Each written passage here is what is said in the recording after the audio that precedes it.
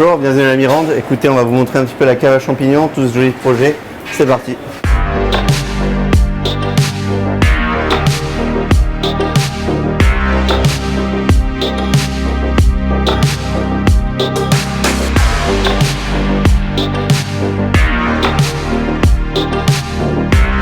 Et bonjour. Bonjour.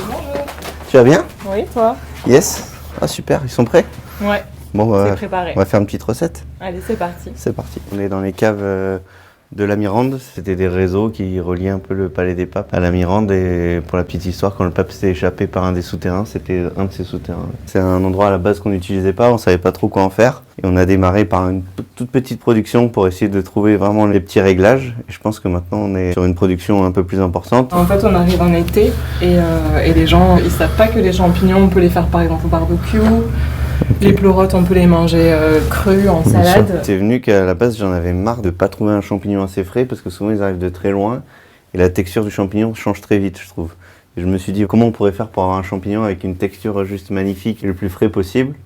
Je dis, il faudrait qu'on développe nos champignons. Et en me baladant dans la ville, je discute au petit pot avec Marjo et Marjo me dit, tiens, je fais pousser quelques champignons et je dis, j'aimerais bien voir. Et la cave était toute petite et je dis, tiens, on a un bel endroit avec une belle capacité pour stocker une bonne humidité et puis on a démarré. Moi en général j'essaie de le prendre et hop de le tourner comme ça, pas trop casser le bout. On a la chance après de le revendre dans toute la ville, donc en plus ça fait quelque chose de très intelligent. Les gens partagent un peu cette aventure avec nous. C'est un projet humain, c'est un projet de gens, c'est un projet responsable parce qu'on utilise que des produits qui sont bio, qui abîment pas l'environnement et on est très contents.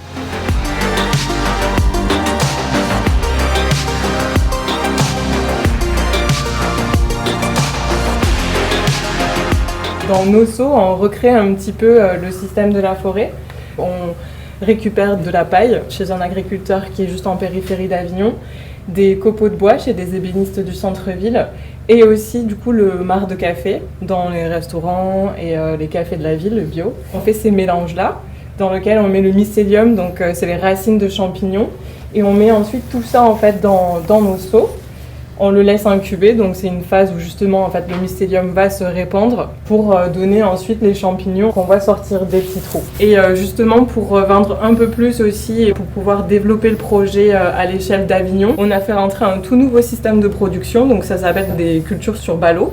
Mais c'est exactement le même système que les seaux. C'est du bois, de la paille, enfin de la matière organique. En shiitake, t'as qu'une variété? Ouais, il n'y a qu'une variété. Et là, il y a déjà la deuxième volée de la première fournée qui est arrivée. Du coup, on a 3 variétés. On a le Pleurote Ostreatus gris. Qui part sur un goût de noisette, on le grille au barbecue ou juste mariné. C'est juste magnifique. Une autre variété de pleurote qui est la pleurote rose. La rose, un peu plus sucrée. J'utilisais pas mal dans les desserts. Je faisais le praliné champignons avec, c'était très intéressant. Et pareil en salade, juste des copeaux crus comme ça, c'est super bon. Et le shiitake, voilà, une texture assez un peu japonisant là, dans les bouillons infusés comme ça, c'est super intéressant. Au niveau de la saveur, ouais, t'as un goût de champignon, vraiment de bois que j'aime beaucoup. Et après, il faut savoir comprendre aussi tout le mélange en fait. Le mélange, il y a du foin, il y a du café. Et du coup, forcément, le plat, après, tu peux rajouter un peu de café dans ton champignon, ça donne un sens à ta recette, à tout ce que tu veux expliquer. Donc, recette d'aujourd'hui, on va faire shiitake grillé, sabayon végétal et ragoût de champignons. C'est un super sympa pour l'été, tout ça, assez frais. Donc voilà, on va prendre le shiitake, on va enlever juste le côté un peu terreux, on va le couper en deux dans la longueur. Délicatement, on va planter les pics.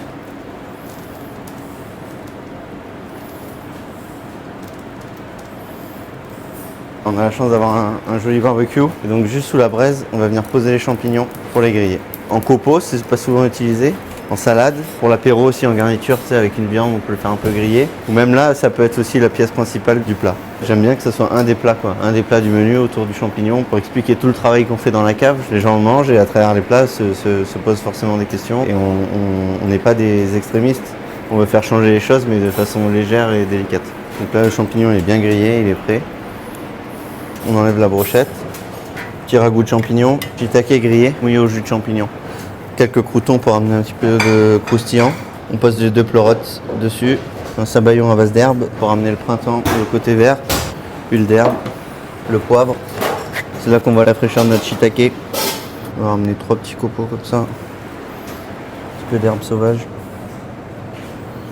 Et on termine avec les fleurs de moutarde qui vont relever le plat. Là, on a le côté un peu boisé, grillé du barbecue. Après on a le sabayon végétal qui ramène un côté un peu relevé, un peu piquant avec un peu de vinaigre. Et après à la fin j'ai l'ail des ours avec la fraîcheur, les herbes, le côté floral, moutarde et tout ça quoi.